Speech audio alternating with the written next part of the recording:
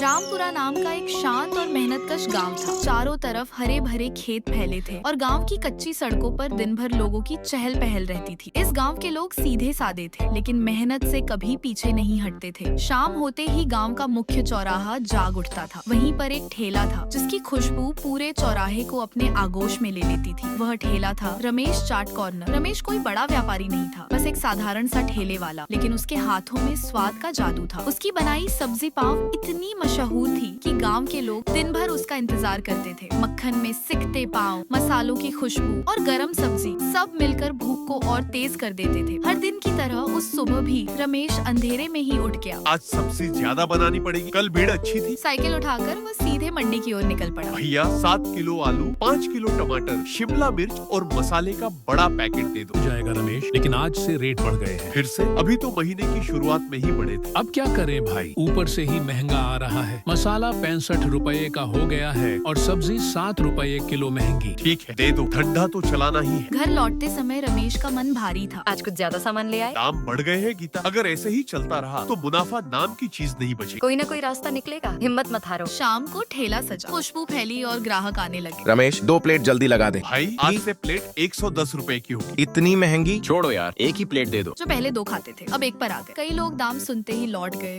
अगर यही हाल रहा तो ठेला बंद करना पड़ेगा। तभी वहाँ एक अनजान आदमी आया, कंधे पर बैग, चेहरे पर सफर की थकान। भाई कुछ सस्ता और जल्दी पेट भरने वाला मिलेगा? गरम सब्जी पाव है, दो क्या? एक प्लेट दे दो। ठीक है, एक प्लेट दे दो। खाते ही वह सोच में पड़ गया। स्वाद ठीक है, लेकिन इसमें वो झटपट वाला मजा नहीं। मतलब? मैं नागपुर और पुणे में रहा हूँ, वहाँ वड़ा पाव बहुत चलता है, सस्ता, तीखा और पेट भर। वड़ा पाव? मैंने तो नाम भी नहीं सुना। अगर सही चटनी बन गई तो किस्मत बदल जाती है। रात को रमेश सो नहीं पाया। अगर मैं कुछ नहीं बदला तो सब खत्म हो जाएगा। क्या सोच रहे हो? शायद अब कुछ नया शुरू करने का वक्त आ गया है। अगली सुबह रमेश उस अजनबी को ढूंढने निकला। भाई मुझे वड़ा पाव बनाना सिखा दो। ध्यान से सुनो, असली जान है सूखी लहसुन मिर्च की चटनी। उसने रमेश को हर बारीकी समझाई। अरे वाह, ये चटनी की खुशबू तो बहुत तेज है। यही इसकी पहचान बनेगी। पूरा दिन प्रयोग चलता रहा। दूसरे दिन ठेले पर नया बोर्ड लगा, रमेश का देसी वड़ा पाव, तीखा और सस्ता। दाम कितना है? 15 रुपए में एक। फिर तो 2 दे दे, ऐसा स्वाद पहले कभी नहीं खाया। भीड़ बढ़ने लगी, लोग लाइन में खड़े हो गए। हमारा धंधा बैठ जाएगा। कुछ करना पड़ेगा। मौका पाकर उन्होंने घोल में गंदगी डाल दी। ये क्या है रमेश? प्रधान जी, मेरी गलती नहीं है। ठेला बंद। हमें फंसा दिया गया है। मैं सच सामने लाऊंगा। अगर सच बोलेगा तो मैं तुझे अपना पूरा तरीका सिखा दूंगा। गलत लोगों को सजा मिलेगी, तुम निर्दोष हो। अगले दिन रमेश का ठेला फिर लगा। रमेश 2 वड़ा पाव। आज रमेश सिर्फ ठेले वाला नहीं था, वह बन चुका था रामपुरा का वड़ा पाव मास्टर। मेहनत, ईमानदारी और बदलाव की हिम्मत कभी बेकार नहीं जाती।